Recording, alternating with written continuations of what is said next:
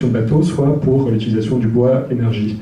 Et le fait qu'on ait trouvé une source d'énergie alternative, qui était le charbon, et on s'en mord les doigts aujourd'hui, mais ça a quand même sauvé en effet une grande partie des forêts d'Europe. Donc probablement qu'avec un coût croissant des hydrocarbures, on se orienterait vers une partie de cette biomasse. Un complément de réponse, c'est aussi, avant de poser la question des moyens de production, il faut se poser la question aussi des besoins, et de quels vont être nos besoins dans ce monde-là, à quel point on aura besoin d'autant d'énergie ou pas, parce que s'interroger sur ça en premier permet derrière de dimensionner un peu les réponses qu'on va pouvoir fournir sur les moyens, je pense. Enfin, à mon avis, c'est bien de hiérarchiser aussi de ce côté-là. Très bien. Il y a une autre question. Oui. Vous parliez des métiers du futur qu'on ne pourra pas exercer plus tard ou qui ne vont pas être souhaitables. Et je pensais au système d'agriculture que vous proposez, en tout cas les détails que vous montrez. Quelle sera plus ou moins la part des gens qui vont justement devoir se mettre à cultiver, si on a besoin on va avoir besoin de plus de gens pour cultiver, si on cultive de manière moins intensive. On a une idée à peu près du chiffre du nombre de cultivateurs qu'on va avoir besoin. Il y a des chiffres qui se règlent. Ce qu'on peut dire empiriquement, c'est qu'en l'absence d'énergie abondante, donc ce qui a constitué l'état de l'humanité depuis 300 000 ans qu'elle est sur Terre, il y avait à peu près 95% de l'humanité qui produisait l'alimentation et peut-être 5% qui en jouissait, sans avoir à produire eux-mêmes. Et finalement, l'inversion de tendance est extrêmement récente et s'est produite principalement dans les pays industrialisés et développés.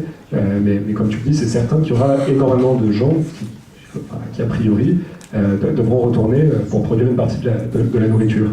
Après, essayer d'estimer quelle proportion ce sera, c'est super hasardeux. Et je ne me risquerai pas à faire des pronostics là-dessus, mais en tout cas, j'ai l'intuition qu'en effet, beaucoup de gens auront intérêt.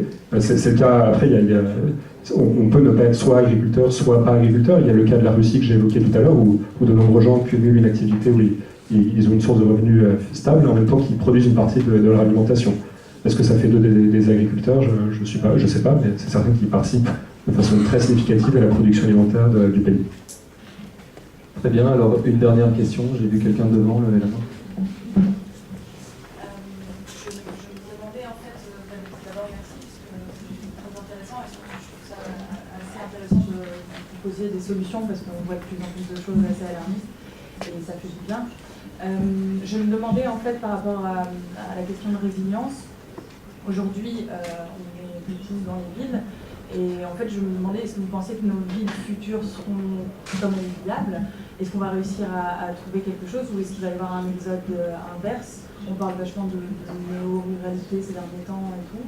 Est-ce que les gens devront quitter les villes obligatoirement ou est-ce que, comme à Cuba ou comme en Angleterre, Paris, on pourra trouver vraiment le moyen de rester aussi nombreux dans les villes? Déjà, sur toutes les questions en fait, de ce que vous pensez, les trucs comme ça, moi mon point de vue c'est qu'on est quand même dans l'incertitude la plus totale sur ce qui va se passer. Et que donc, alors on peut dire des choses, mais ça se trouve, il suffit que Trump appuie sur un bouton, que tout change, voilà. On est vraiment dans un monde où tout est possible. Et on est un peu soumis à la contingence des événements à venir, on ne sait pas du tout comment ça va se passer, mais ça n'empêche pas d'imaginer un petit peu des choses. Moi, mon point de vue là-dessus, c'est que il y a quand même des tailles critiques qui sont absolument pas tenables dans un monde sous contrainte énergétique et qu'on va avoir des densifications des villes, à peu près certainement. Après, dans quelle mesure, tout dépend aussi de l'anticipation. Si jamais justement des communes, 10 000 habitants, c'est déjà quand même pas mal. Si localement elles arrivent à sécuriser un petit peu l'approvisionnement avec les paysans du coin, avec la périurbanisation, l'agriculture périurbaine et tout ça, pourquoi pas? Peut-être que une ville de 10 000 habitants c'est viable, peut-être pas du tout. Bon, 1 million, je pense que là, faut oublier par contre.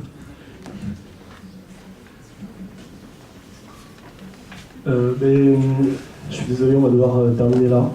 En tout cas, merci beaucoup. Alors juste, je vais vous retenir encore un peu, je suis vraiment désolé que vous n'en pouvez plus, en plus il fait 1000 degrés dans cette salle parce que vous êtes 200 à midi.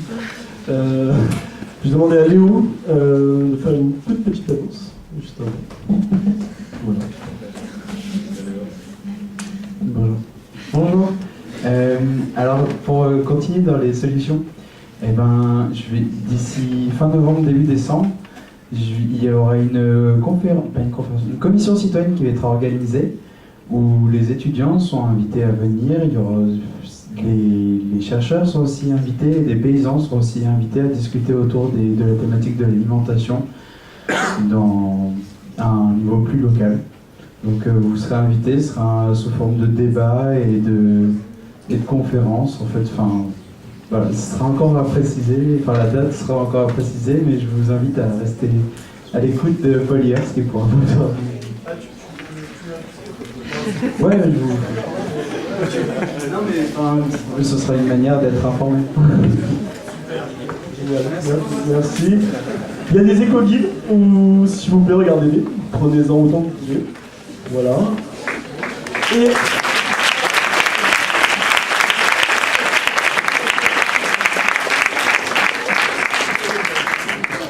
il y a une AMAP dans la faculté des sciences.